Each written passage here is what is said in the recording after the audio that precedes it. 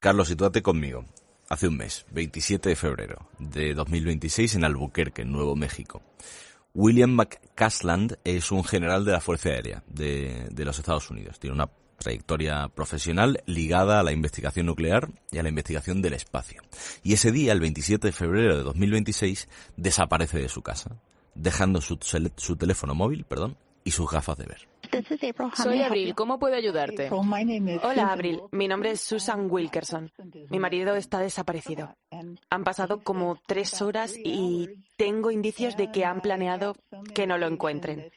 Ha dejado su teléfono, ha cambiado de ropa, no sé qué está pasando. Han pasado 60 días de esta llamada, de la llamada de su mujer a la policía, y no se sabe nada de él. McCasland es el último de una cadena de al menos otros 10 científicos y militares que han muerto, que han desaparecido o que se han visto envueltos en suicidios que vinculan o que se vinculan ahora a investigaciones sobre ovnis, búsqueda de vida extraterrestre o armas nucleares. No es el guión de una película, son personas reales y la Casa Blanca ha ordenado ya que se estudie una posible brecha en la seguridad nacional. Javier Sierra, muy buenas. Muy buenos días. Pues sí, efectivamente, a la estupefacción que producen los detalles de la desaparición del general William Neil McCasland, se suman otras circunstancias que hemos ido conociendo casi a cuentagotas, ¿no? Por ejemplo, sabemos que no se llevó de su domicilio ninguno de los vehículos que tenía a su disposición, ni las bicicletas, ni nada. Dejó todo lo que podía servir para reconocerlo o para ubicarlo en su domicilio. Y además, se llevó consigo un revólver del calibre 38 cuando él no solía llevar nunca arma encima, ¿no? Estas circunstancias levantaron solo interés en principio en la comunidad local, ¿no? Se pusieron carteles por todas partes para ver si alguien podía dar una referencia a este hombre que tenía últimamente algunos trastornos de salud, ¿no? Sufría falta de sueño, ansiedad y su mujer, al cabo de unos días de esta desaparición y de esa llamada que acabamos de escuchar, puso también un aviso en Facebook para decir que su marido no sufría demencia, que por lo tanto estaba en perfectas condiciones psíquicas, que había que buscarlo, pero también dijo que probablemente sabía poco o no podía saber mucho de el ovni estrellado de Roswell que se supone que había estado en su laboratorio. Y aquí es donde saltaron las alarmas, ¿no? Este hombre fue director durante muchos años del Laboratorio de Investigación de la Fuerza Aérea en la base de Wright-Patterson, en Ohio, que es un complejo militar donde trabajan 30.000 personas, o sea, no es precisamente de las bases pequeñas en ese país, donde tienen los laboratorios de investigación científica punteros, y él era el director de esos laboratorios con un presupuesto a su cargo de $2.200 millones. Así que, en fin, estamos hablando de alguien muy significativo. Pero es que es alguien, Alberto, que aparece en los papeles de Wikileaks. Sí, vinculado a los ovnis.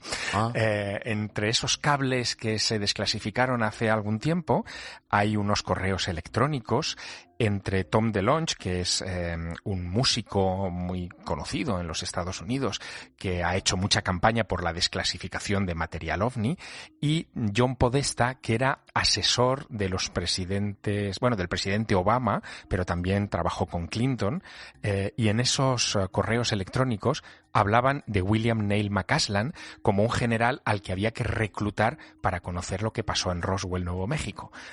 Imagínate, en fin, la paranoia, evidentemente, que se desata respecto a este asunto en redes, pero sobre todo se dispara cuando empiezan a aparecer casos de personas desaparecidas o muertas en extrañas circunstancias conectadas con este general o con las cosas que hacía este general, ¿no?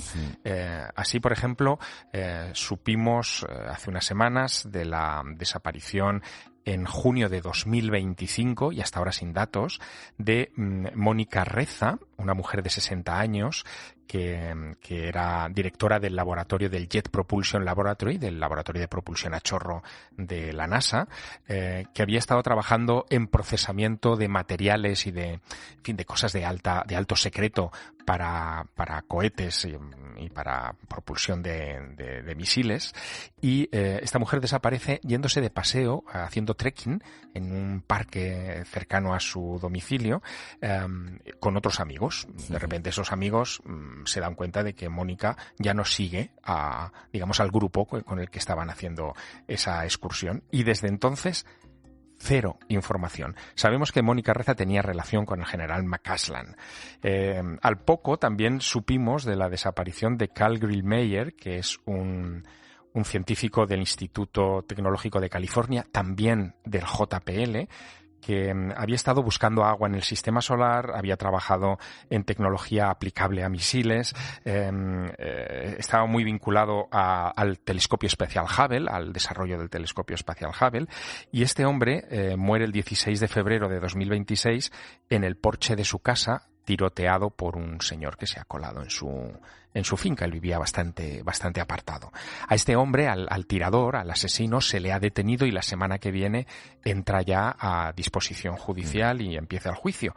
Pero claro, es otra muerte más a la que se suma otro miembro del JPL, Michael David Hicks, de 59 años. A este hombre, fallece, pero no se dan las causas. Se le hace la autopsia y no se informa de ello públicamente. Es autor de 80 artículos científicos sobre este asunto, también vinculado a misiones espaciales de alto calibre. Y empiezan a surgir otros casos colaterales de gente que desaparece. Fíjate qué curioso, esto es lo que alerta al FBI, ¿no? Desaparece, pues por ejemplo, dejándose la cartera, las llaves, el teléfono en casa, igual que el general McCasland, ¿no? Anthony Chávez, 78 años, del laboratorio de Los Álamos, en Nuevo México, el gran laboratorio nuclear de los Estados Unidos, fallece con esas mismas circunstancias. O Joshua LeBlanc, que es un científico nuclear de la NASA, que aparece calcinado en su Tesla en Huntsville, Alabama, uno de los lugares, Rocket City la llaman, imagínate, ¿no? Que también dejó la cartera, el móvil y todo lo que le pudiera localizar, pero lo localizaron por el Tesla, ¿no? Porque el vehículo está conectado. En fin, suma hasta 12 personas, ¿no? Déjame recordarle, por si usted se acaba de enganchar, que estamos hablando de la investigación que lleva a cabo el FBI sobre las 12 muertes de 12 científicos en Estados Unidos, y todos ellos estaban trabajando sobre secretos de los Estados Unidos, como puede ser la búsqueda extraterrestre o de los ovnis o el programa nuclear. Una de ellas, una de las científicas que apareció muerta en circunstancias muy extrañas en su domicilio, es Amy Eskridge. Amy, además, lo más interesante del caso es que había advertido tiempo antes a su socio, de hecho, que si se encontraban con algún reporte de que se había suicidado, no era verdad. He buscado un corte de una de las teorías que tiene Amy Eskridge sobre la vida extraterrestre, y quiero que lo escuches. Los ultraterrestres, creo, somos nosotros en el futuro. Vienen de aquí. Son tú. Soy yo. P-47 es el presente más 47.000 años. P-52 es el presente más 52.000 años. Y básicamente hay una calamidad. Algo así como un escenario apocalíptico en un futuro cercano. Arrasa con casi todo. Y están los que bajan al subsuelo y sobreviven. Y luego están los que de alguna manera se quedan en la superficie y milagrosamente no mueren. And miraculously don't die.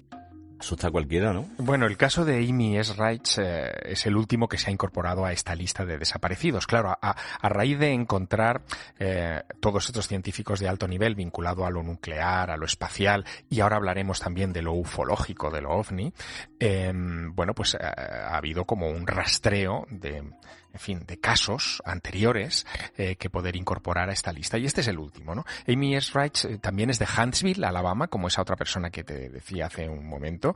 Y ella era una química y bióloga con un máster en ingeniería eléctrica que puso en marcha una empresa, un instituto, lo llamamos así, Instituto de Ciencias Exóticas, junto con su padre, ingeniero de la NASA, para tratar de desarrollar motores de antigravedad.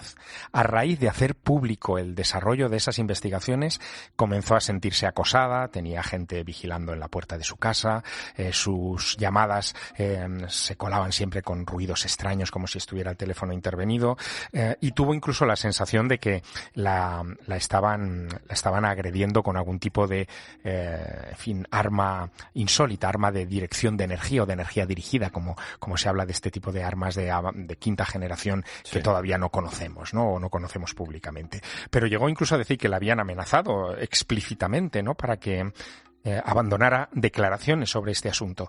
Y apareció muerta supuestamente porque se había suicidado, ¿no?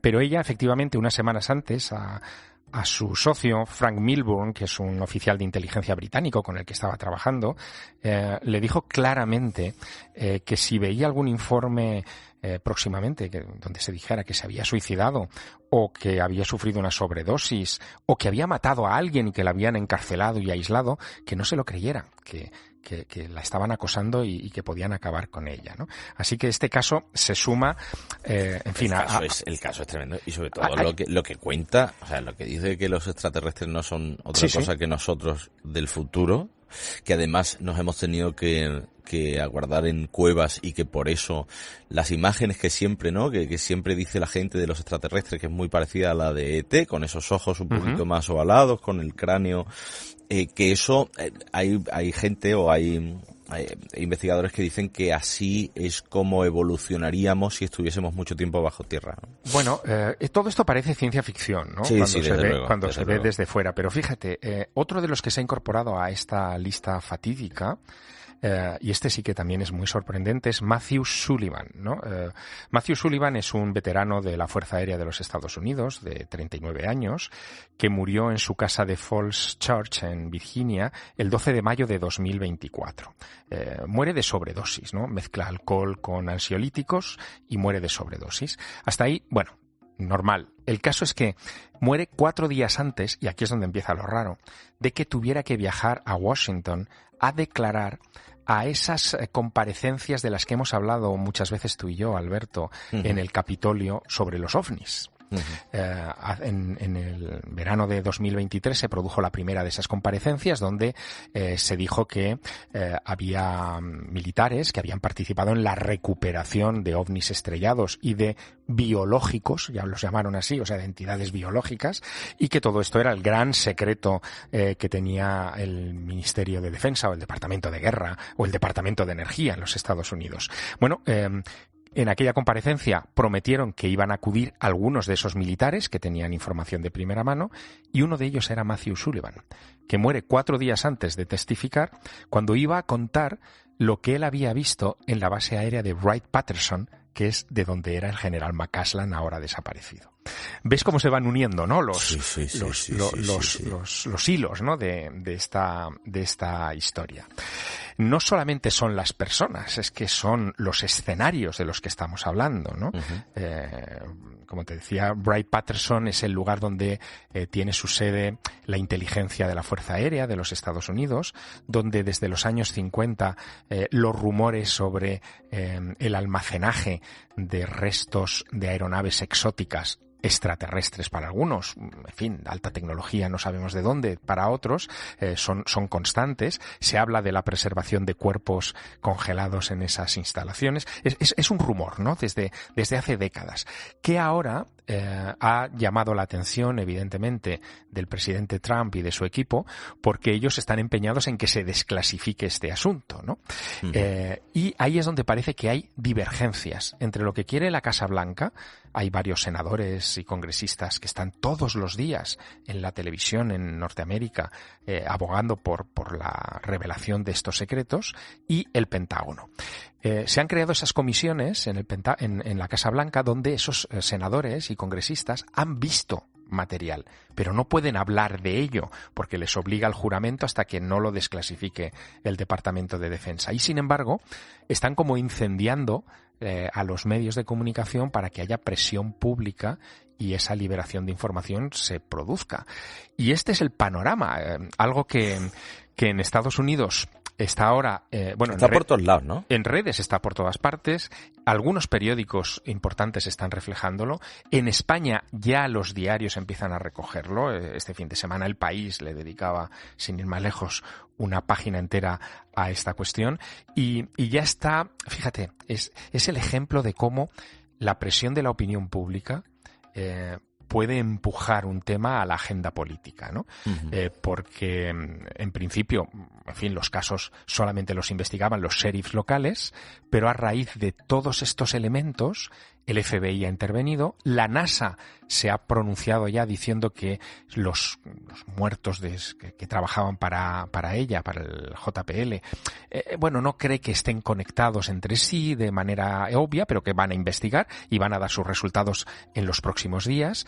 Y las distintas agencias, ya sabes, todo ese abecedario de siglas extrañas, ¿no?, que hay en los Estados Unidos, están ahora mismo abriendo sus propias carpetas para ver si estamos ante una filtración, ante una agresión de una potencia extranjera, que es una de las teorías, es decir, que alguien, como ha ocurrido en Irán en el pasado con los científicos nucleares que aparecían muertos porque Israel los iba asesinando, ¿no?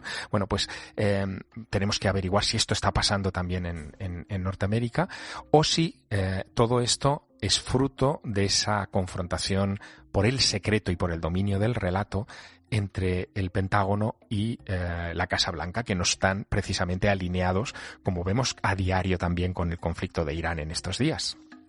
¡Qué historia! ¡Qué historia de la que seguiremos hablando! No te quepa la menor duda, yo tengo todas las alertas puestas para este asunto.